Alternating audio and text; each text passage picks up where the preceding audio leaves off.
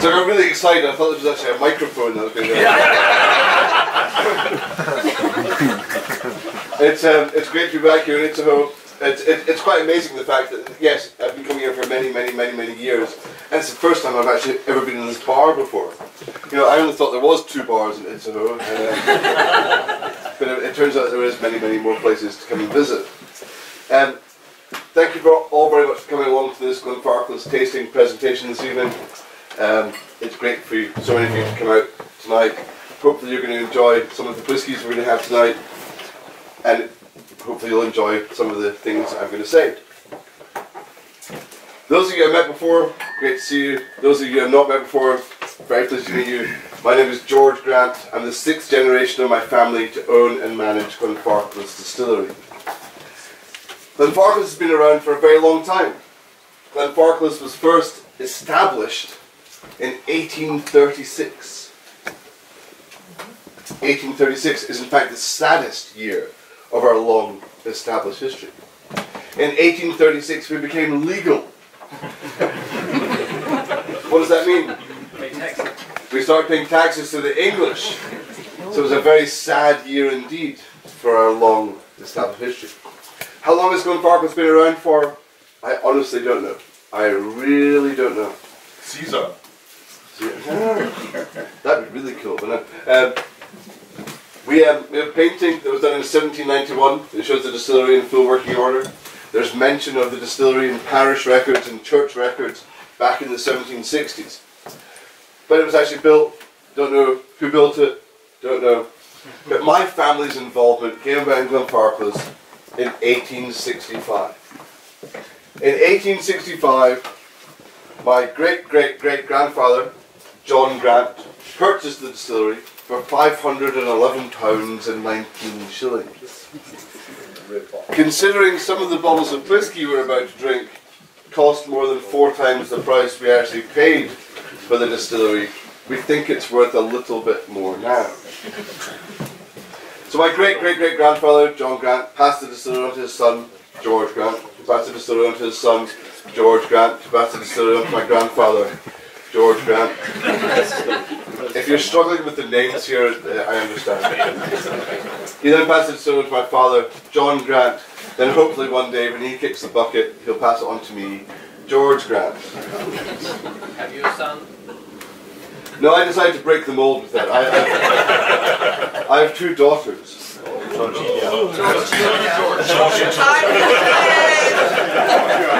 for change. Exactly, time for change. Time for change. Now I have 2 daughters. I have a Caitlin and a Sophie, and they're they're 10 and 6 at the moment, so they've got a very long way to go. But I did just take my older daughter on her first overseas trip for work. We went to Sweden 3 weeks ago to go and do a tasting, which she enjoyed very much. But the reason why I took my 10-year-old daughter on this particular trip, because the previous 5 years, my daughter always said to me, "How was your holiday?" Every time I came back from anywhere that I'd been. I was like, "You do realise I'm not going on holiday?" But you know, as far as she was concerned, you're getting on an airplane, you're going away, you're on holiday. And I was like, no. So I got her up at 3:30 in the morning. We drove to Aberdeen Airport. We flew to Amsterdam. Then flew from Amsterdam to Stockholm. Then we drove for 2.5 hours to Borlänge. Did a tasting for 140 people. Went to sleep. Woke up the next morning and went home. And my daughter now never ever says, "How was your holiday?" Yes, it is. It's time for change. You know, we've had 6 generations of John and Georges. We're now going to have a Caitlin or a Sophie at the helm.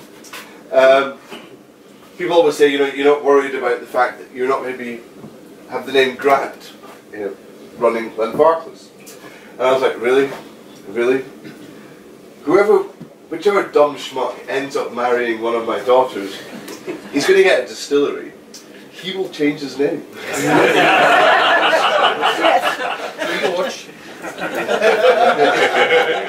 That's pretty much a given.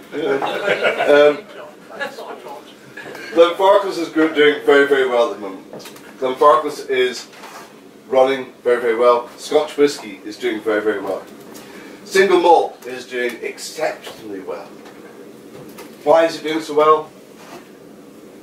I think people just genuinely get it. People see the product that we have, the belief that they have in the product. You look at a bottle of whiskey, you can trust what it actually says on the label. You go and buy a bottle of cognac, you go buy a bottle of rum. The stuff they write on the labels is just meaningless. I mean, it's absolutely meaningless. You know, VSOP, XO. What the hell does it actually mean? You're going to ask every single different cognac producer, they all have a different answer. You pick up a bottle of rum that says 40 years old on it, and you go, is it really 40 years old? No. Well, no, but there is some 40-year-old rum in there. Most of it was made last week. You know, with Scotch, people do pick up a bottle of whiskey, it says 21 years old on the label, it is minimum 21 years old. Glenfarclas currently exports to 100 countries around the world. So we currently export to 100 markets. We have 98 more to go. But it's really been a really big jump in a very short period of time. When my father was joining the company, we only exported to 22 countries. And we're now selling to 100 different countries around the world, which is really, really great. Still today, our biggest market by volume is Itzehoe. So Germany. Germany is still a very, very big, it is our biggest market by volume for a very long way. Why are we so big in Germany? Several reasons. The population of Germany really embrace purity. You really do enjoy the fact that you enjoy natural products. Your beer is very, very good. It's very, very pure. Your food is very, very pure. Whiskey. You're the only country in the world that by law, if you've actually added colouring or caramel to your whiskey, you must say so by law on the back label. But you can pick up a bottle of Glenfarclas and there's no MIT caramel or MIT E150 written on the back of it. We do not add any colouring or caramel to our whiskey, hence why... But it's very dark bottle. Sorry? It's very dark bottle. Okay. I'll pick up an empty one. Okay, who wants to take a bet here? You ready for the bet? 100 euros I can hit him with this bottle.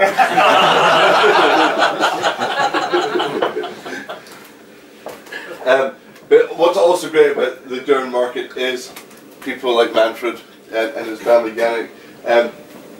You have so many small establishments, you have small retailers that really do embrace the family ethos, the family attitude to things. And hence why I do keep coming back to Itzehoe. Do I come back to speak to you lot? No. You know, the fact that you all turned up, fantastic. I want to come out, you know, see Manfred, see his family, have some lunch, have some coffee, have a few beers.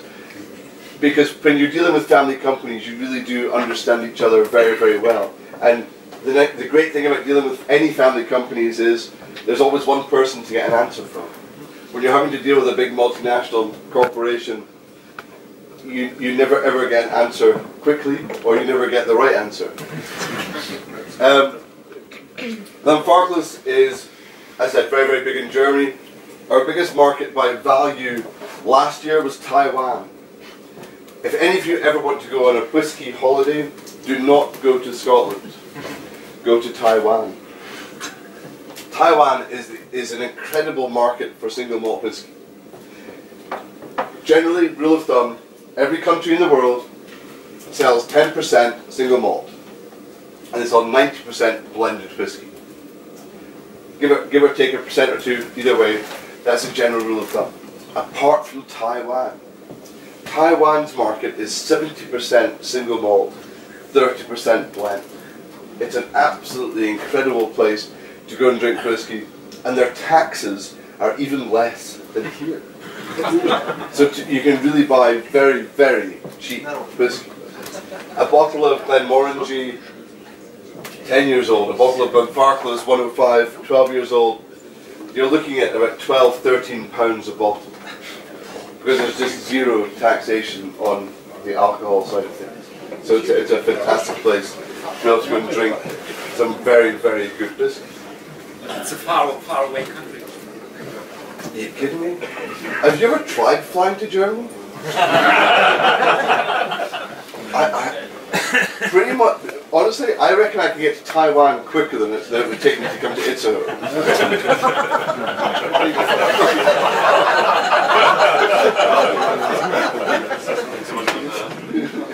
Maybe. But it's a great market. China is obviously at the moment China this year will be my biggest market. It really is a booming place. But when you suddenly realise, you know, here in Germany you've got like 70 million people, 80 million people, but then you go to China, there's 1.68 billion people. You know, there's a small market for whiskey over there, but it's obviously growing very, very, very quickly. Obviously you are all here, hopefully, for this gin tasting this evening. You do have 6 very nice gins in front of you. They've all been coloured, but no, sorry, that's just a Swedish group. We do have 6 different Glenfarclases in front of you. When you all arrived, I think you did have a glass of Swedish rock. All right. There was a bottling that we did in fact do for the Swedish Monopoly, and yeah, I love Sweden. But they reneged on buying what they said they were going to buy, hence why it's all ended up here.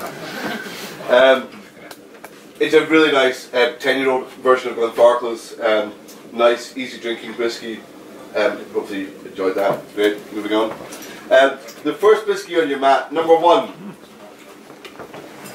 That's top left, those of you that can't read. Top left.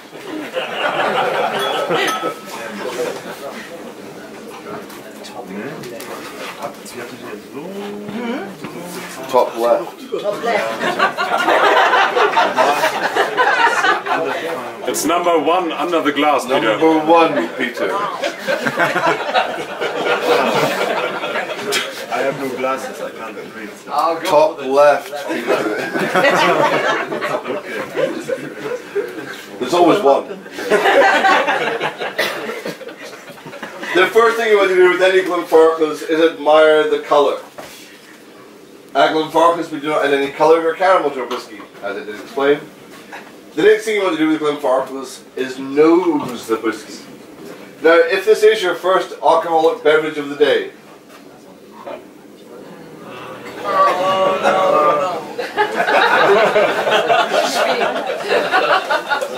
fair enough. About 4 years ago I was doing a tasting in Vancouver. It was 10 o'clock in the morning. It was 10 o'clock in the morning. There was a room with 40 people doing, and said exactly the same thing. If this is your first alcoholic beverage of the day, sort of jokingly, and 40 people in the room all shook their heads, I realise at this point that I will be retiring to Canada. If it's perfectly acceptable to be drinking at 10 o'clock in the morning, it's definitely the place that I want to live. Nosing the whiskey. Don't just immediately stick your nose into a glass of whiskey. Get used to it a little bit gently. If you do need to, waft it under your nose until you're more comfortable with what whiskey you're actually going to be having. The first whiskey you're going to be having tonight in the tasting is a 2008 Glenfarclas, which is 46% alcohol. This whiskey was bottled in May this year. It's a 9-year-old whiskey, but it is a Christmas edition. What does that mean? We've done quite a few different Christmas editions here in Germany. It means that it was in fact distilled in December 2008. I think it was just about a week or 9 days before Christmas. So we call it our Christmas edition. Once you nose the whiskey. So with this particular whiskey you're getting a little bit of sherry on the nose, hopefully a little bit of vanilla. You've got some tight fruits coming through there. But everybody's nose, everybody's taste buds is completely different. Generally you'll find if you've come from the same area, be it in Germany, be it in Sweden, if you've all come from the same sort of village, you've eaten the same sort of food, you've drunk the same water, your taste buds will be very, very similar. But if you have been brought up eating different bread, different meats, different water, your taste buds will have evolved a little bit more different. One of the biggest questions I ask is, how do you drink whiskey? Bizarrely, nobody in Germany has ever asked me that. how are you supposed to drink whiskey? Do you drink whiskey straight? Do you drink whiskey with water? Do you drink whiskey with ice? Do you drink it with Coca-Cola? Do you drink it with Iron Brew? Do you drink it with green tea? How are you supposed to drink your whiskey? And my answer to everybody has always been exactly the same. You can drink whiskey any way you like. So long as you're paying for it, I really don't care how you drink it. But you need to feel happy, you need to feel comfortable with how you're actually going to enjoy the product. If you do want to add a drop of water to it, please feel free to. Don't feel as though people are going to look down on you. This whiskey, we've already added water to it. But this came out of the cask, it would have been about 60–61% alcohol, and we've cut it down to 46% to put it into the bottle. So yes, some water has already been added to it. Once you nose the whiskey, the next thing you do is taste the whiskey. This is where some people do get a little bit confused, I feel. It's very simple. You open your mouth and you pour. Some people seem to get tied up in the whole tasting aspect. When you do taste a whiskey, the first thing you do is you're going to get the flavour on the front of your tongue, and it's going to be like an explosion of different flavours coming through there. But it's a very short explosion, really. When you first taste a whiskey, you're only going to get that initial mouth feeling for 2 or 3 seconds. The flavours then going to move to the back of your palate, and then you're going to get more in-depth flavours coming through on it. And then for me, the best thing about a whiskey is the finish. It's the ending. It's the aftertaste. You smell a whiskey. You got like a second while it's still there. You taste the whiskey. It's going to be there for 2 or 3 seconds. But the aftertaste can really be there for minutes, even longer for much older, deeply sherried whiskies. Now, if you have any questions at any time, please feel free to ask. If I do not really answer, I will lie, but you'll be none the wiser anyway. So. Does anybody have any questions at the moment? Why do you do the heritage? Why do we do what? The heritage. Heritage was originally designed for the French market. So in France you really do have the 2 different markets. You have the traditional cavistes and you have the supermarkets. So Heritage was originally designed for the French supermarkets. Just have a different range available in different places. You like it? You like it? Do you like it? I tasted it for the first time yesterday, it was great. I mean, Heritage is just, it's got less sherry flavours coming through in it, less first and second fill sherry casks. In a normal standard Glenfarclas, which you're not having any of today, we would do 60% first and second fill Oloroso sherry casks and 40% third and fourth fill. Heritage is normally 60% third and fourth fill and only 40% first and second. So there's a much lower quality of casks that have actually gone into it. Anything else?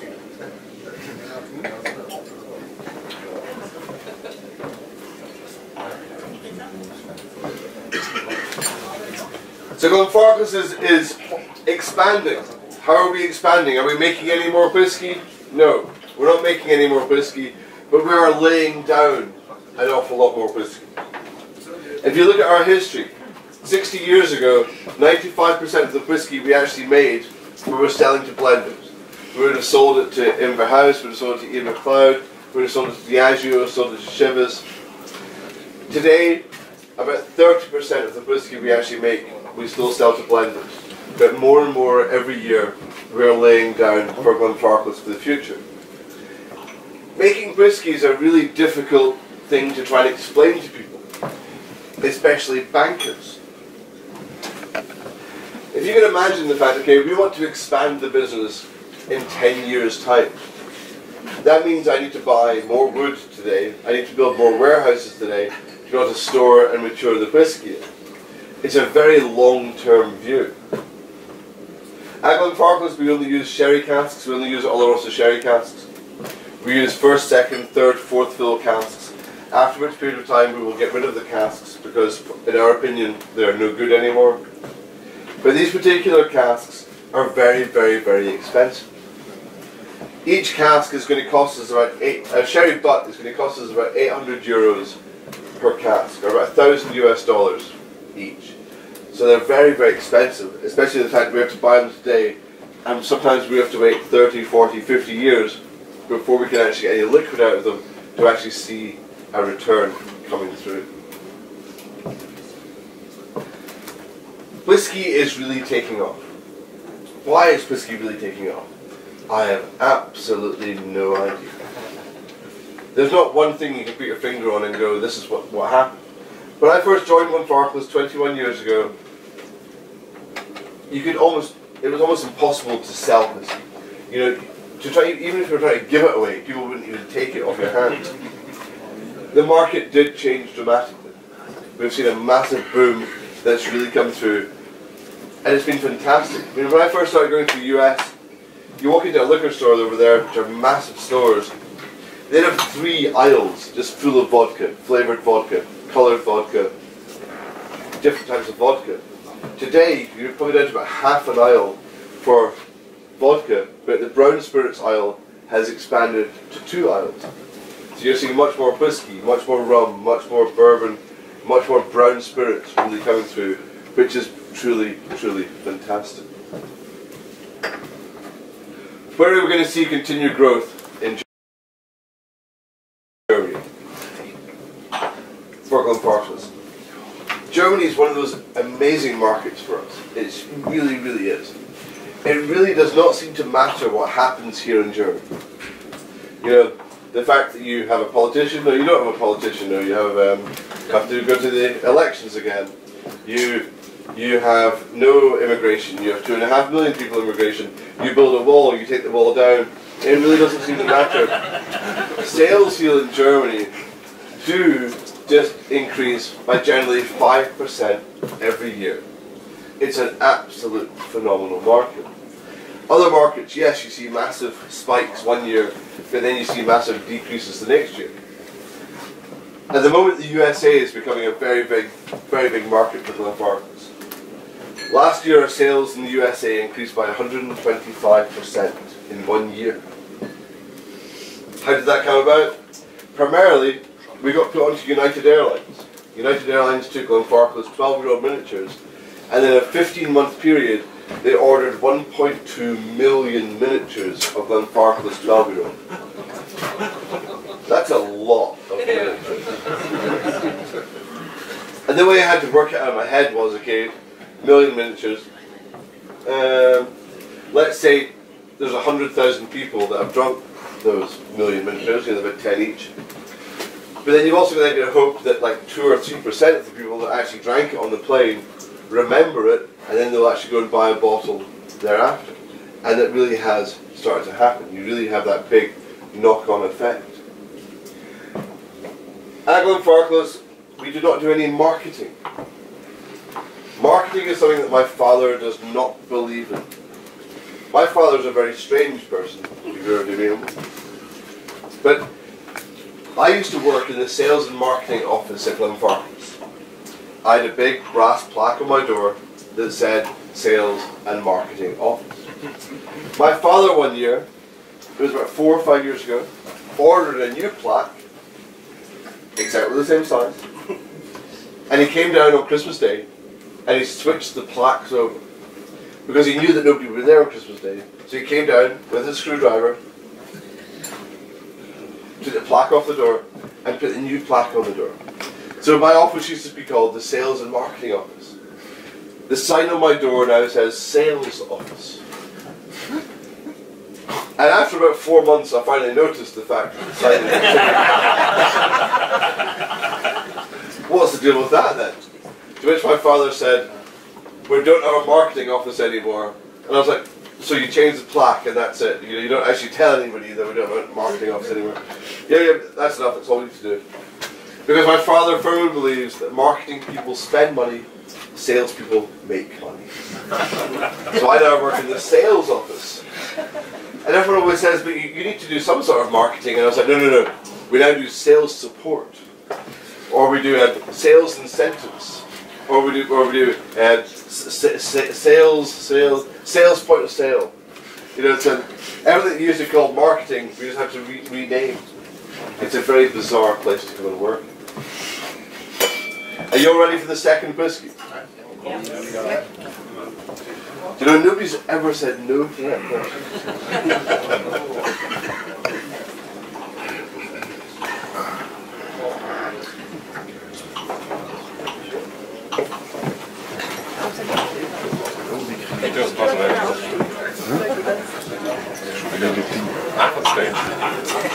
Peter will present the second.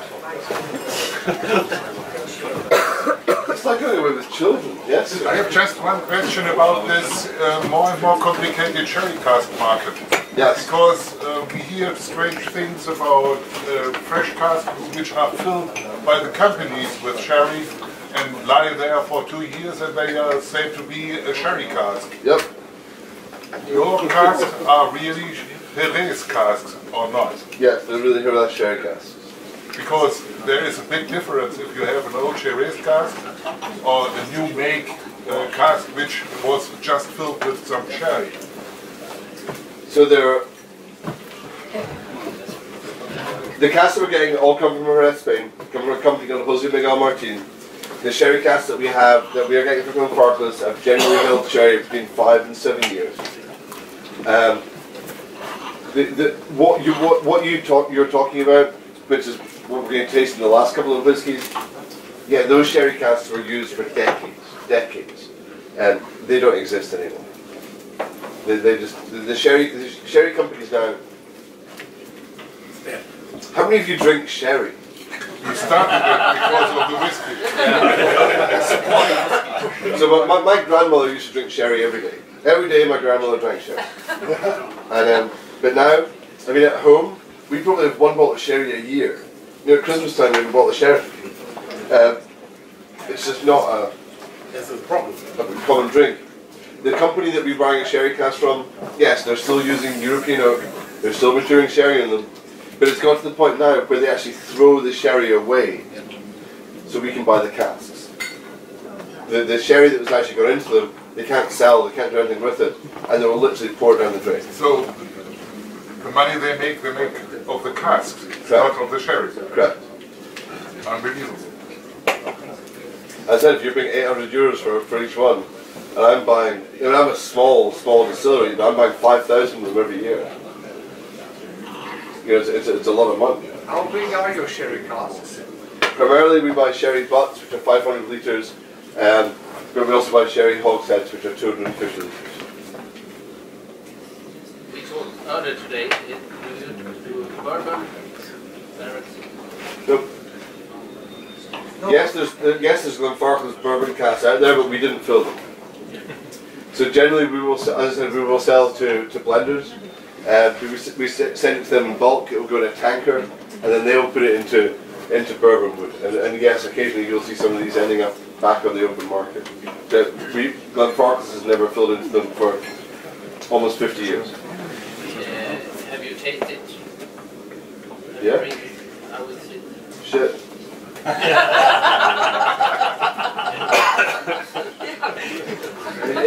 It just doesn't. It's not Glenfarclas to me. I mean, the reason why, I mean, I would love to be able to say that we fill into bourbon casks. I really would. But our new mix spirit's a very big, bold spirit that we actually produce. It just doesn't marry well with bourbon casks. It comes out very, very oily. It just doesn't actually get the absorption into the wood. Whereas sherry casks, you know, we really are able to, the spirit's so big and so bold, we really are able to soak into the cask and bring out all the flavours that have actually been there before.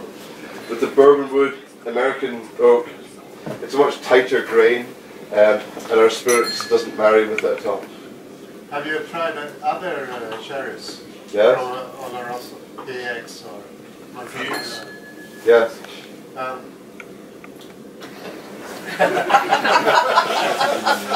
And what? We're now using Oloroso, that should answer the question. So about 40 years ago, yeah, we did a big experiment. We filled Pedro Jimenez, PX, Fino, Amontonado. It was about 8 different types of sherry we actually filled into. And Oloroso won hands down. I mean, yes, we still have some casks of Pedro Jimenez, Fino in the warehouse. We still have some cognac casks, we still have some port casks, but generally This whiskey, yes, okay, it's Christmas malt, same as the last one, but it's a very, very different whiskey. I mean, it's an entirely different whiskey. The flavours have really, really opened up. You get much more of the vanilla notes coming through there. You get much more fresh fruits present there. You get some lovely light, sweet fruits coming through there. You've got like Christmas cake, rum, raisins, vanilla flavours coming through on that. You've got that lovely demerara sugar flavours coming through on it. It's a really nice balanced whiskey. When you get to this age of whiskey in a cask, you're probably going to have lost 50% of the whiskey to evaporation. After 25 years, 2%. Quiet! Is it number 2 now?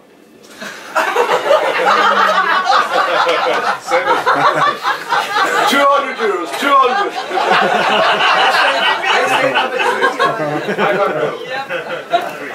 Can somebody please help the Swedish man to count?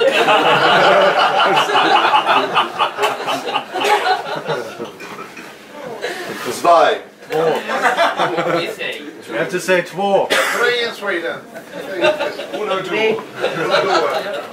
How many colours are in the Swedish flag? We will change it. We will change it.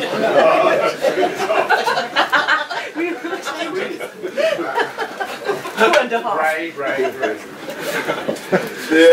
Das sind schon wieder Freunde, die sind erst beim zweiten Glas. This was a good whiskey.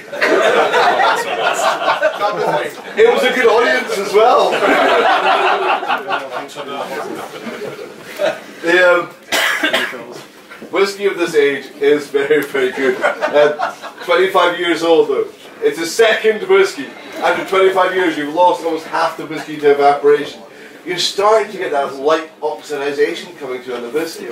You really do notice those bigger sort of changes. You're starting to get those tannins coming through on it. You're starting to get those oaky flavours, oaky aromas coming through as well. And it's just a little bit more heavy set. But what I really love about whiskey like this is like the big, bold, bitter chocolate flavours that come through on it. Proper chocolate, like proper German chocolate, not the rubbish we get in the UK. You know, stuff that's like 70–80% cocoa beans. Some of this really bitter flavours in it, not that big sweetness coming through on it. It's got that lovely dry flavours coming through on it. Everybody good?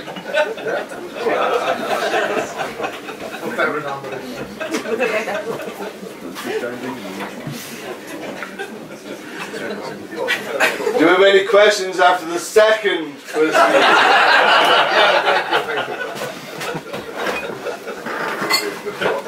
Not the first.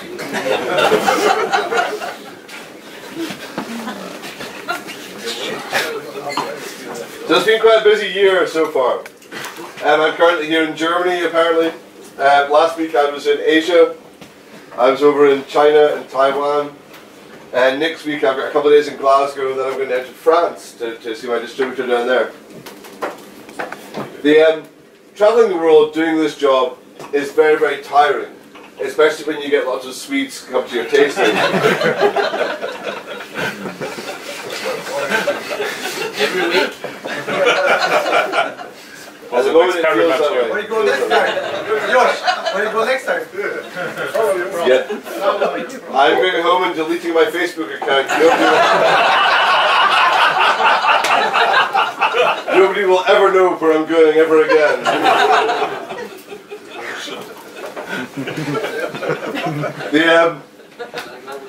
Doing this job is great, is fantastic, but it does get very, very tiring. This year I'll spend 8 months travelling, talking about Glenfarclas. Some places you go are really, really fantastic, and some of them are just downright weird. So last week when I was in Asia, I was a couple of days in Shanghai, which was great. I went out to Shenzhen for a day. Then I had to go up to Changsha. Changsha is one of the places in the world that I have been to quite a number of times. I've been there 4 times now. Changsha is one of the... Anybody ever been to Changsha in China before? It's a really small little city. There's about 8.5 million people. Nobody. They have They have a great bar there. It's called the 105 Lounge. And of course I arrived and I was like, well, that's fantastic. I know a whiskey that's called 105. And I said, did you name the bar after 105 Glenfarclas? To which the owner told me, no, it was just a street address. It seemed like a good number. But he did end up turning the whole bar into a whiskey bar, which was really, really nice. But he had over 4,000 bottles of whiskey on his back. And when you walk in as a consumer, you just look at that and go, oh my God, I need to stay here for a month. I walk into bars like that and just cringe. I just look at it and go, oh dear God. Yes, it looks very, very nice, but the depletions here must be shocking. You know, in a normal bar, if you can go, if they go through 4 bottles of single malt whiskey a year, you're doing very, very, very well. But in a bar like that, you're going to think, we're not going to sell anything. So I started chatting to the owner, Frank. Chinese name is Fu Gang. He didn't speak any English. I think he had 8 words of English. He could say hello, goodbye, yes, no, I love you. And to be fair, I managed to have a 2-hour conversation with him using those 8 words. I love you. He did say that a lot. I of course replied yes. But I started asking him about his bar. I said, well, do you sell a lot of whiskey? And this was through a translator. And he said, yes. We sell some whiskey. I said, that's great. What's your biggest seller? He said, well, fun enough, our biggest seller is 105. Well, that kind of figures. In fact, the place is called 105, and we do a 105 whiskey. It sort of varies up. How many bottles do you sell? So he was thinking, and he went 4. And I was like, 4 shots, 4 bottles a year, 4 bottles a month. I said, no, 4 bottles a day. Sorry, what? You sell 4 bottles of 105 a day. And he sort of worked out, maybe a little more. I was like, fantastic. Well, do you sell bottles of it? No. It's just shots of 105. I was like, this is fantastic. And the reason why I went back to see Frank this time was he's about to open the franchise for 105 Lounge. So he's about to open 12 more establishments called 105 over different cities in China. And he already has plans to do another 30 or 40 after that. And it's at that point you suddenly go home and you realise, we need to start making a hell of a lot more whiskey. If you're going to have bars that are going through 4 bottles a day, we need to. But how's that possible? I mean, they're Chinese. They don't burn any alcohol. I mean, they drink 2 drinks and they fall onto the table. How can they consume 4 bottles? It's incredible. When you've got 1.68 billion people, they can pretty much do whatever the hell they want, you know. And they drink it. I mean, yeah. Taiwan's funny. Taiwan's one of my favourite places to go to at the moment. My Taiwanese distributor. So here's a breakdown of this. So we had a distributor in Taiwan who started doing really, really, really well. I mean, I don't just mean well. I mean, they were doing such a good job. And there was only one thing that I could possibly do for this particular distributor. I fired them. And I started my own company in Taiwan. So I now have my own distribution company in Taiwan. But my distributor there, who I work with, used to invite me over for dinners. Because in Taiwan, the only time the Chinese people there drink alcohol is when they're eating. You can't go and do a tasting like this, it just wouldn't work. You would have to, there'd have to be lots and lots of food involved as well. So even if we were going to Taiwan to do a dinner for 100 people, my distributor said, this is a complete and utter waste of my time. So you realise that we would have to start doing 3 dinners a night. So we would do a dinner at 5:30, we'd do one at 7:30, and do another one at 9. Sometimes they were in different cities in Taiwan, so we would have to move around the place. And in Taiwan, so this is great, you know, we're in this drinking, tasting scenario, and we're all nosing, tasting the whiskey together. But in Taiwan, everybody wants to come up to you and kanpai, cheers. Some of them will sip it, but most of them will down it. And whatever they have done, you have to do exactly the same. And if you have 300 people to do this with, you can end up in a really, really bad mess. Which is exactly what happened to me first time around. So I realised I have to change how I look and this different approach and how to speak to people at these tastings. So it literally was, you sort of scan the room and you go, yep, yep, yep, oh yeah, you're my huckleberry, you're the one, you're the one. So you'd walk up to the guy and you'd go, Kampai. And of course he'd have this massive honour, massive look of face on himself, the fact that he had been picked by me, that I'm going to drink with him. So we would cheers, and we would down the whiskey. Then I would refill his glass, refill my own glass. Cheers. Kampai. You're welcome. Then do it a third time. And these were big, big, big shots of whiskey we were drinking. At which point the guy would either sit down or fall over. And at that point I would then announce to the rest of the room, next.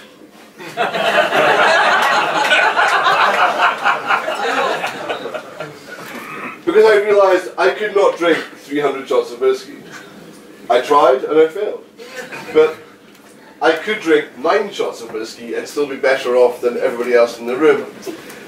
So it really was picking your best method of getting the whiskey across to people. Any questions at the moment? So last night we were doing a tasting somewhere in some industrial zone near Hamburg. There was, I don't know how many people? 80 people? No. 80 people at the tasting, and it was exactly the same thing. You know, do you have any questions? No questions. And when I was younger, I used to get a really, really bad complex about the fact that nobody would ask any questions. I'd be thinking, oh, maybe they feel embarrassed, they feel shy, or they just don't want to speak to me, don't want to interact. Now that I'm older and wiser, I realise the fact that you're not asking any questions is that I am just so awesome, and I've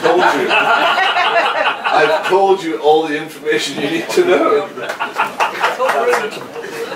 And that is now how I go through my life, and just go, yep, I'm great. So it's the best attitude. If you don't have this attitude, you'd get so upset. All good? Right, next whiskey? Number 3. Number 3.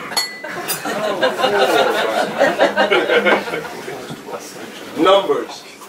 This is my favourite German story. Numbers. So about 8 years ago, I arrived in Germany. Peter picked me up at the airport or train station, wherever it was, and we went to a bar. Walked into this bar, and Peter said, oh, I really need to go to the toilet. Then you go to the toilet. I said, no, don't worry, you go to the toilet, I'll get the drinks. I'll get the drinks. So Peter goes to the toilet, and he comes back. And it's just me and him, there's just 2 of us. There's just 2 of us at the bar. And he comes back, and there's 5 beers in front of me.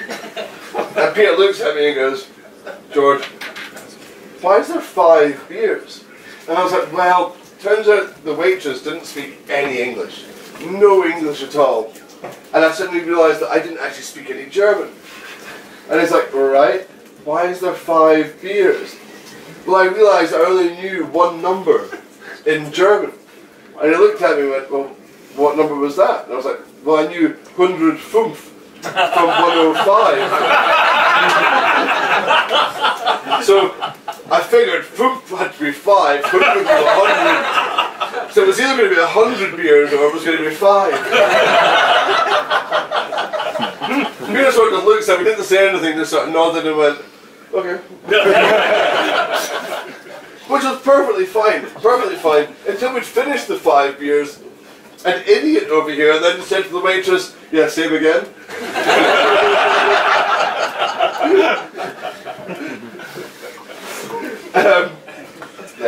Lost in translation.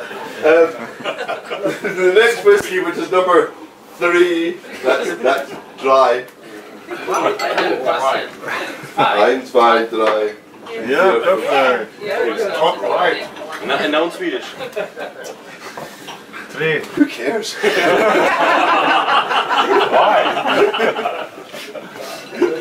I already told them I'm so upset with Sweden at the moment. So upset with Sweden. Went to Sweden 3 weeks ago. I'd been there like 18 months before, and they wouldn't take any of my Swedish money because you changed the currency and wouldn't take my money. We'll give you a group hug later. As soon as you've paid your membership for the Whiskey Club, you can join in the group hug.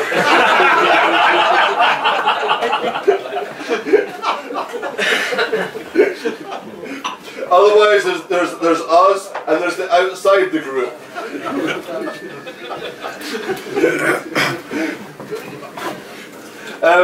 You ready for the day? What time do you have to stop? Food has arrived. It's up to you. Is anybody hungry? Oh, tough shit. We're having more whiskey. We need more whiskey. The next whiskey we're going to have is a wonderful bit burger from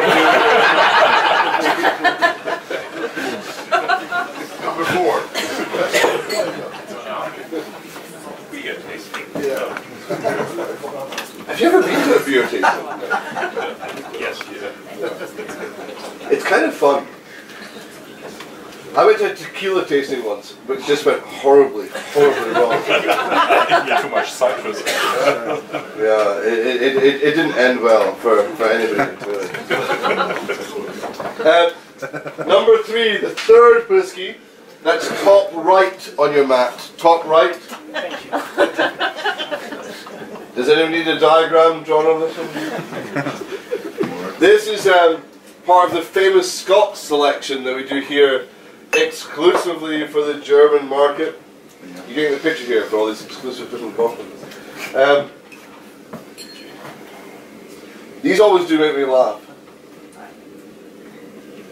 Famous Scots. So what number are you on tonight? Like 16, 17, 18? 21. So many famous Scots. Apparently there's 21 famous people from Scotland. No, there are some more. I have no idea who these people are. Are you sure he's Scottish? Yeah, sure. Missed history at school. He looks like the dude here. Is that like looking in a mirror?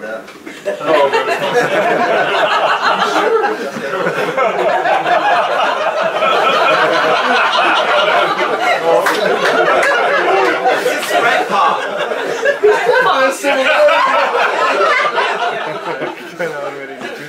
That could be you.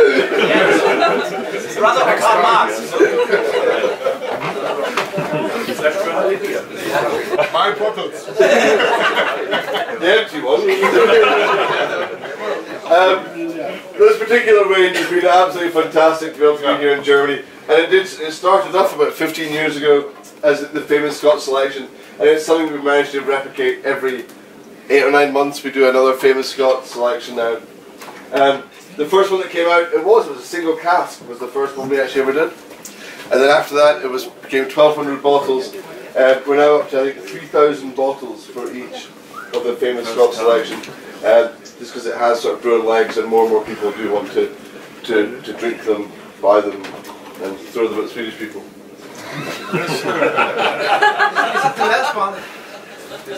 Number 3! Yeah, but this is the last one in the King series. The who? The King, Famous the Scots. series, you know, is the King. The famous Scots. Famous Scots. Oh, there was one king. William Wallace. Take a good one. This particular bottle is 27 years old. It was distilled in 1990. 1990 is one of those years we do actually have some very good casks from the distillery. It's a particularly fantastic year. I really like this whiskey. I like it. The last one was 25 years old, and as I said, you were starting to get that little bit of the oakiness, a little bit of the tannins coming through on it. This one, those flavours have gone. You know, you're not getting the stringent flavours coming through on it. This one's a much bigger, bolder flavour coming through. How do you say shut up in Swedish? Kan du hålla tyst där borta då? Where was she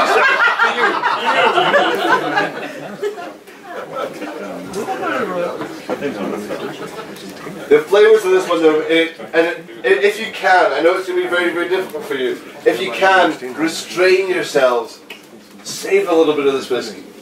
Come back to this whiskey in 10, 15, 20 minutes time. It's really going to have opened up even a little bit more. You're going to get so much more richer, bigger flavors coming through on it. The flavors are going to be there, the sweetness is there. This was almost like a cotton candy floss sort of sensation. The sweetness is just sort of dancing across your palate, dancing across the front of your tongue, the top of your palate, and it really is like sort of that olive oil sort of sensation as it sort of settles down across your finish. You know, it's a really smooth, elegant flavours that are coming through on it. Previous whiskies, yes, you can sit down with your friends, have a couple of bottles of it, no problem at all. A whiskey like this, you really do want to sit down, savour it, nose it, enjoy it. The flavours just get better and better and better as time goes on, as the flavours develop inside your palate.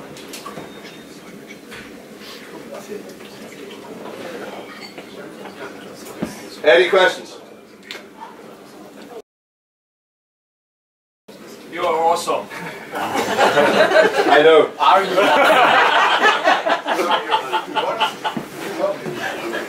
Yes. Sorry? Strength? 46. 46%. Yep, it says it on the label here. Most of these have been out at 46%. I think it was only the first one mentioned at cast strength. It was 76 cast strength. First or second? Bonnie Prince Charlie was number two. Yeah, these have all been at sort of 46%. 46% is one of those great strengths of whiskey that I really, really do like. Yes, generally at home I do drink cast strength whiskey. 40% of whiskey I do find it's the flavours have sort of died and waned a little bit. But at 46% you're still retaining some of the flavours at cast strength. You're still retaining some of the style that you got from the cast strength version, but it hasn't been diluted down as much as the 40. So we're now going to stop for a little bit of a break, probably about 20-30 minutes. A little bit longer. A little longer. Please feel free to come up. If you'd like to take one of the empty bottles, please feel free to bludgeon a Swede.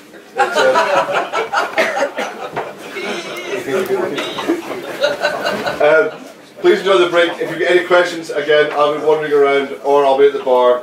And thank you again, and I'll see you in about 30-40 minutes. Cheers.